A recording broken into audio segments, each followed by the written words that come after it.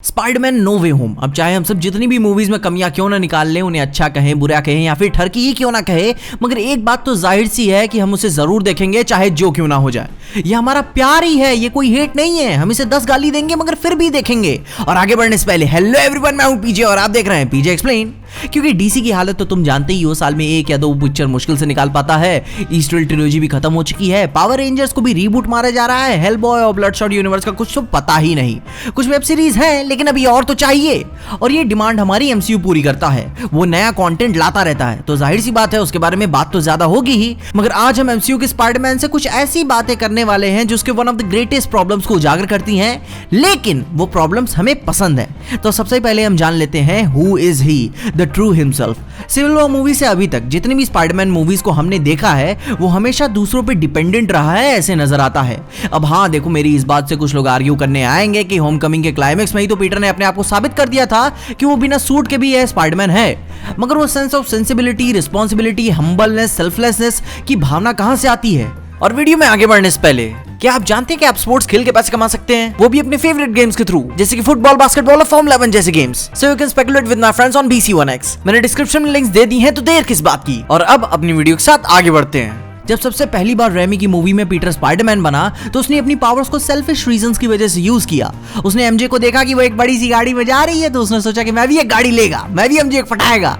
और गाड़ी खरीदने के चक्कर में उसने अपनी पावर्स का गलत इस्तेमाल किया, जैसे कोई नॉर्मल ह्यूमन बीइंग करेगा। मैं भी करूंगा, अपनी पावर्स का इस्तेमाल अपनी जिंदगी को आसान बनाने के लिए करूंगा, और इसमें कोई गलत बात है क्या? लेकिन पीटर स्पाइडरमैन तब बन गया जब उसके सेल्फिश रीजंस की वजह से उसके अंकल बेन की जान गई। वो स्पाइडरमैन तब नहीं बना जब उस मकड़े ने उसे काट लिया था, वो स्पाइडरमैन तब बना जब उसके अंकल बेन की जान गई थी। उसे अपनी पावर्स की रिस्पॉन्सिबिलिटी समझ में आई, इसीलिए ना तो उसने मूवी के लास्ट में एमजे को एक्सेप्ट नहीं किया, वो भी अपने भले के लिए नहीं, उसके भले के लिए। अब एमसीयू का स्पाइडरमैन एक ऐसी तरह से भी नजर आता है कि मानो एज अ यस मैन की तरह, मतलब कि वो किसी को ना नहीं कह सकता। तुम फार फ्रॉम होम तो तुमने देखी होगी। हम सब जानते हैं कि पीटर मना करता रह गया, लेकिन फ्यूरी ने उसकी एक ना सुनी। अब देखो, मैं जानता हूं ये कौन था, मैं इतना चूतिया भी नहीं हूं, लेकिन ऑर्डर्स तो मिले थे। पीटर अपनी मूवीज में हमें as a pushover character की तरह दिखाया गया है, जो कभी ना नहीं कह सकता किसी को, ना ही टोनी को, ना फ्यूरी को, ना एवेंजर्स को, और ना ही मे को। और टोनी ने तो उसे लिटरली ब्लैकमेल किया था जर्मनी ले जाने के लिए। और उसी कॉन्वर्सेशन के दौरान टोनी ने उससे पूछा कि तुम सब क्यों करना चाहते हो, किस मकसद से ये सूट पहन के घर से बाहर निकलते हो? तो उसका जवाब पीटर देता है कि अगर मेरे आसपास कोई हादसा होता है और मैं अपनी शक्तियों का इस्तेमाल ना करूं, तो उसका जिम्मेदार मैं होता हूं। और ये बात बहुत ही डीप है यार। उसकी टीनेज में उसे ऐसी शक्तियां मिली हैं कि उसे लोगों से बताने तक में उसे फटती हैं कि क्या क्या नहीं करेंगे मेरे साथ। और सबसे बड़ी बात, वो एक पूरे सुपर हीरो यूनिवर्स का एक पार्ट है। वो जानता है कि एक सुपर हीरो होने की कॉस्ट क्या चुकानी पड़ सकती है, जैसे कि बैनर को ही दुनिया से छुपना पड़ गया। अपने एमसीयू का स्पाइडरमैन सबसे ग्रेटेस्ट स्पाइडरमैन ना हो, यहाँ तक कि इसकी मूवीज भी इस एनिमेटेड स्पाइडरमैन मूवीज जितनी भी अच्छी नहीं है, लेकिन मैं ये जरूर कह सकता हूँ कि ये स्पाइडरमैन अपनी कॉमिक्स के साथ फेथफुल है।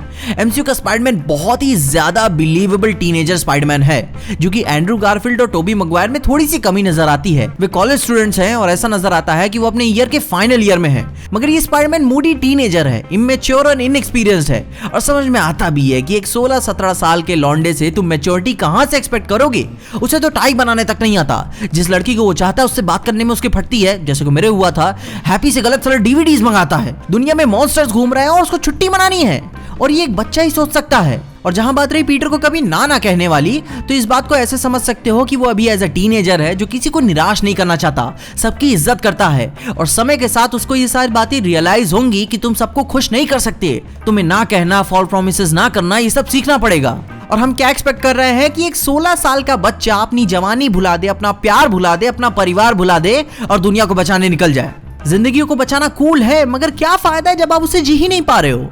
ये कंप्लेन तो हमेशा से ही रहेगी कि पीटर हमेशा दूसरों पे ही डिपेंडेंट रहा है। होमकमिंग में टोनी पे और फार फ्रॉम होम में फ्यूरी और हैप्पी पे, अपने बैग तक खरीदने के लिए मे पे डिपेंडेंट है। मगर हम सब क्या एक टीनेज बच्चे से कुछ ज्यादा ही एक्सपेक्ट नहीं कर रहे हैं? खैर, अब अगर वो कॉलेज में ना होता, उसके बाद की जिंदगी या फिर जी रहा होता या फिर आगे रहा होता, तो भाई समझ में आती कि भाई अब तो मस्तियां सब खत्म, अब असली काम चालू। मगर यार, अभी एक बच्चा है जिसने अभी जिंदगी में बहुत कुछ देख लिया, जिसको इस उम्र में नहीं देखनी चाहिए। सब लोगों की तरह नहीं होते कि जब कोई मदद मांगने आए तो वो गो फक योरसेल्फ बोल के भगा दे। एक्सक्यूज मी, मेरा नाम एरिक टेंचर है। Charles Xavier. जाओ जाकर अपनी गांड मरवाओ। मगर समय लगता है, किसी चीज की उम्र होती है, और एक्सपीरियंस में तो इसी कहते हैं।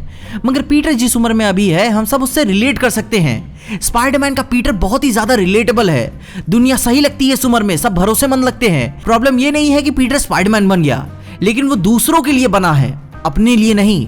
वो दूसरों की परेशानियां अपनी जिम्मेदारी समझ लेता है। मगर इसमें गलत ही क्या है? कुछ लोग दुनिया को जहन्नुम की नजर से भी देखते हैं, तो कुछ लोग इसे परियों का जहां। निर्भर तो करता है कि आप इसे कैसे देखते हैं। कमेंट्स उसके बारे में मुझे जरूर बताइएगा कि स्पाइडरमैन आपको कितना पसंद आया, या फिर मेरी तरह आप भी सोचते हैं कि जब तक मजा आ रही है तब तक देखते हैं, किसी को क्या फर्क पड़ता है। और अगर आपको वीडियो कहीं भी पसंद आ गई हो तो लाइक मार देना, ज्यादा अच्छी लग गई हो तो दोस्तों शेयर कर देना, और नए आ गए हो तो सब्सक्राइब मार देना। और तब तक के लिए देखते रहिए पीजे एक्सप्लेन।